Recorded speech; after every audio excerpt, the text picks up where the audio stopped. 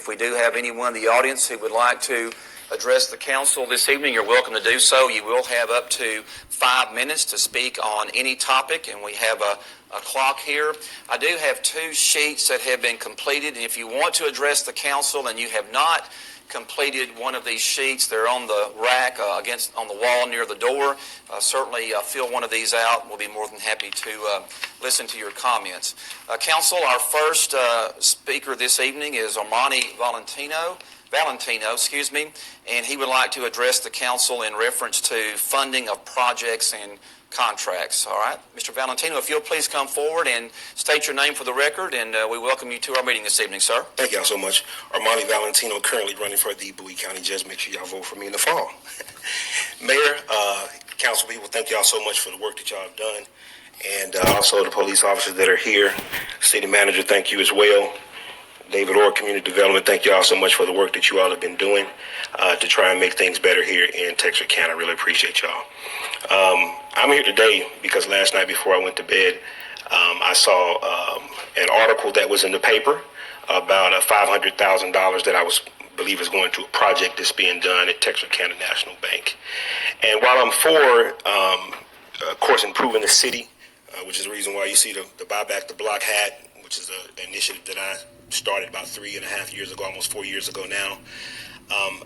I'm a little tired of every time that it comes around for the communities in Ward 1 and Ward 2, which is primarily where I live and grew up, not having monies. Somehow there's funds that aren't available when asked. I had a meeting last year with city manager, and I asked just a small question, if we could do something, which was, can we put together something that allows us the opportunity, the individuals who are developers, we're smaller developers right now, but who are developers who are developing in that city as I have done and continue to do and bring more people to that area, can we get something along the lines of some sort of help as well? Because that's historical area for many of us who are there. However, in the last just 5 or 6 years, I believe, don't quote me on exact numbers. I know this year it's $150,000, but other years it's been $250,000, $300,000, $350,000 to tear down that area specifically. And very little money has been used to build up. And so over $1 million to tear down an area that I live in, grew up in, and came back to the area to help. Something as simple as just, can you all waive the fees for permits, a few $100s when we're doing these. That way individuals will come who are trying to live in that area, who are trying to regrow that area, who are trying to build that area up, seems to be a problem. And so what I'm proposing is this, in the meantime, in between time, since we're in a real tight racial, tense stage right now in our society, I would like to, since Texarkana is 36% black, and I have about 10 to 12 properties, I believe, so I pay taxes here in the area. I would like to, before we give out any more money, including this money here today, as a taxpayer, to make sure that anyone who is receiving any money at all, doesn't matter what their race or gender, that there's some sort of stipulation in the money that we are giving, since we can't get any over there, okay?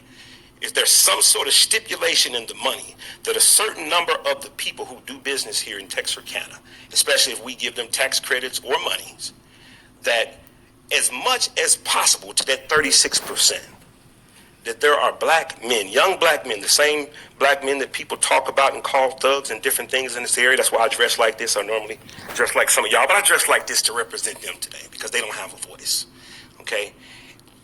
We want to do, but we have to have some assistance. We have to have some help. I'm a black contractor myself. I became one about 9 months ago. I know multiple men who are black contractors, women who are black contractors, who do not receive any of the contract, of the money or the tax credits or on anything that you all are doing at all. But we make up 36% and we pay our taxes here in this city. And so while you all are up here representing, we thank you, Ward 1, Ward 2. We know the struggles. Y'all know the struggles very well.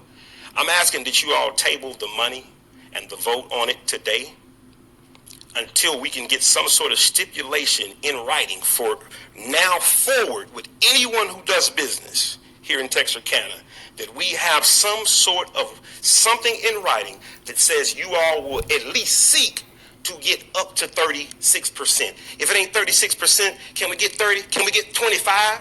Can we get something that says some of that money, our taxpayers' dollars, are going to go for black contractors, certain number of the staff that you have, if there are no contractors available to do certain things, certain number of the young men who are there on this particular project, or young women, are from African American descent. I've never seen one project out here. I went by and looked at today, as well as I've been over to the Graham Hotel. I don't really see any young black men out there. Mayor, how many do you see? I mean, you've been there. How many do you see? I'll say some. Some? It's nowhere near the number of other races, right? Oh, I can answer that. Okay, all right. Well, I'll take that as I'm accurate.